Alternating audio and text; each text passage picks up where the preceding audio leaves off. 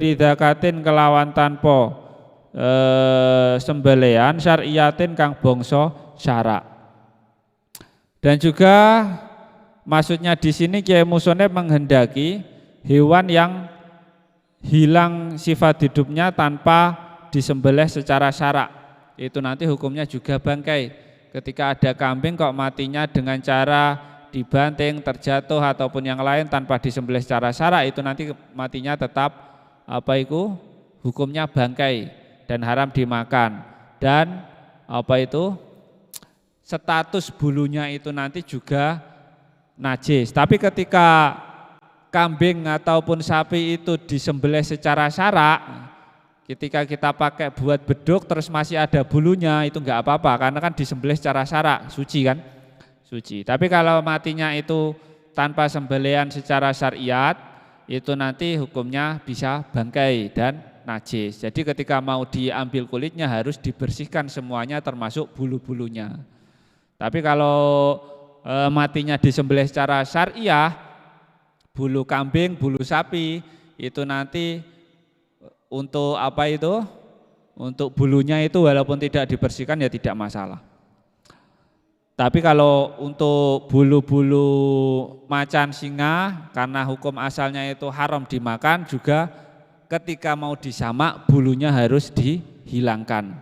Karena kalau dari konteks di atas tadi, wa'admul maitah wasyiruha iku najisun, tulang bangkai dan juga rambut bangkai itu hukumnya najis. Fala yustasna mongko ora den jabake hina idin ing dalem nalikane admul maitah ila akhirih apa janinun janin al mudakati kang den apa janinul mudakati widungane hayawan kang den sembelih. Idza kharaja ing dalem nalikane metu apa janin min batni umihi saking wetenge babone janin maitan halih mati.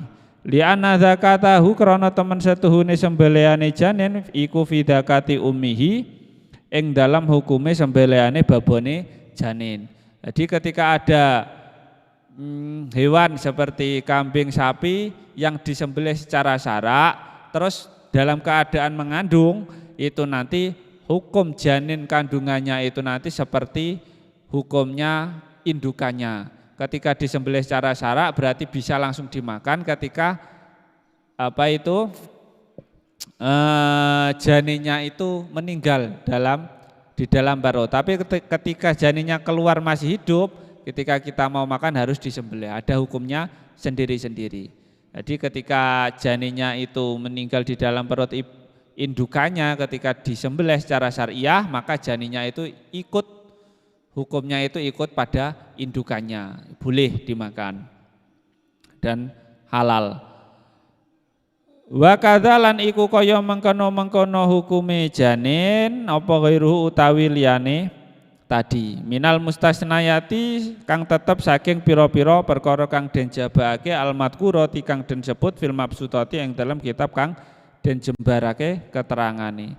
Dan untuk hewan-hewan lain dan persoalan lain itu disebutkan di kitab yang lebih besar, lebih panjang penjelasannya. Banyak kitab fikih itu lebih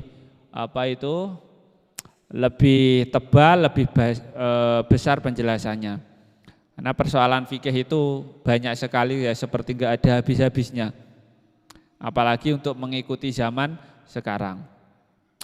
Somastusnia nuli njabake sapa Kiai Musonef min syiril maitati saking rambute hayawan, min syiril maitati saking rambute badang, kaulahu ing saking rambute badang kaulahu ing dawe Kiai Musonef illal adami kejaba badange anak Adam. Jadi manusia kalau di sini konteks fikih di sini termasuk hewan, tapi hewan yang berakal. Tapi walaupun menjadi bangkai, manusia itu tetap hukumnya suci. Nah, ketika manusia itu hukumnya suci, walaupun menjadi bangkai, status rambut, tulang dan yang lainnya itu tetap suci. Ai fa inna syi'rahu tegese teman setuhune rambute adami iku tahirun suci kaya kamai tatihi kaya dene madani badange adami. Maksudnya adalah gimana? Bangkainya manusia itu tetap suci seperti halnya rambutnya manusia itu hukumnya suci seperti halnya bangkainya. Jadi sebenarnya kan kalau rambutnya hewan terus terlepas dari tubuhnya atau bulunya hewan terlepas dari tubuhnya itu kan najis. Seperti halnya kayak seperti kambing ketika terpotong kakinya itu dalam keadaan hidup, status kaki yang terpotong itu najis dan tidak boleh kita makan. Nah, tapi kalau manusia itu rambutnya walaupun rontok itu hukumnya tetap suci. Seperti halnya kamaitatihi, seperti halnya bangkainya. Ya, seperti itu memang pandangan fikih tentang status anggota tubuh hewan dan yang lainnya. Gimana itu, apakah itu nanti boleh dimakan atau enggak, boleh dipakai atau enggak, itu ada caranya sendiri. Seperti kulit-kulit hewan tadi, itu nanti semua bangkai hukumnya haram, najis semua, tapi nanti bisa suci, berubah menjadi suci, tapi dengan cara disamak, dihilangkan semua bulu-bulu dan juga darah dan juga daging yang masih melekat. Pun dari sini kalau ada yang pertanyaan silahkan, kalau yang di rumah silahkan komen dan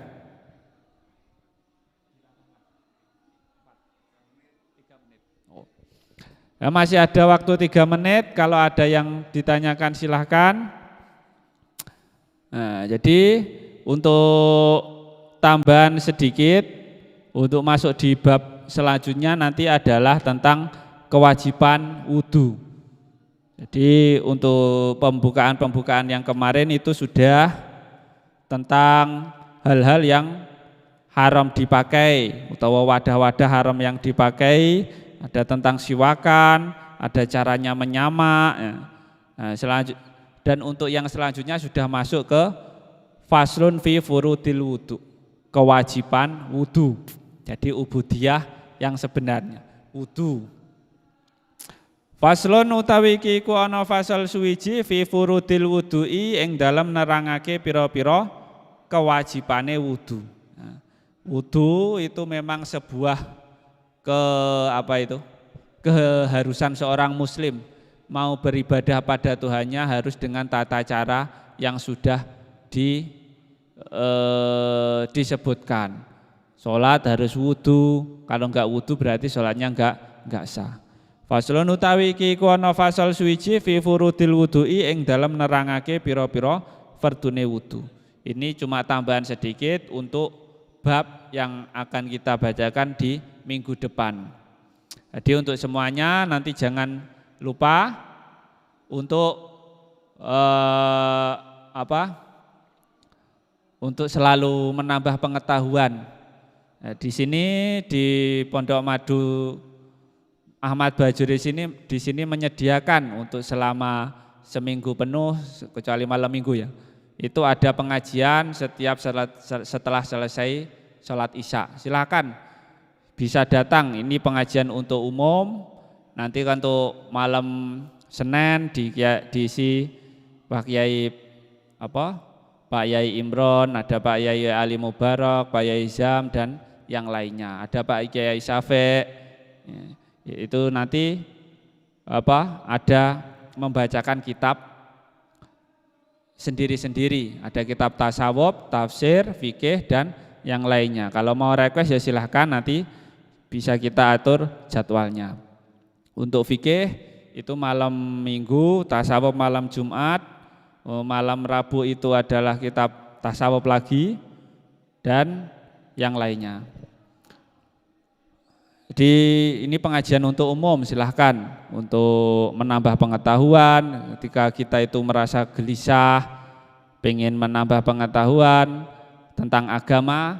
Ini di sini di Madu Ahmad Bajuri menyediakan tempatnya. Silahkan bisa sambil ngopi, ngerokok dan yang lainnya. Pengajian santai, ada juga sholawatannya nanti. Wahwa sampun. Jadi untuk pertemuan berikutnya masuk di bab furudul wudu malam Sabtu depan tentang kewajiban-kewajiban wudu. Nah, dari sini Saya akhiri, kalau ada kurang lebihnya saya minta maaf. Wabillahi taufiq wal hidayah. Wassalamualaikum warahmatullahi wabarakatuh.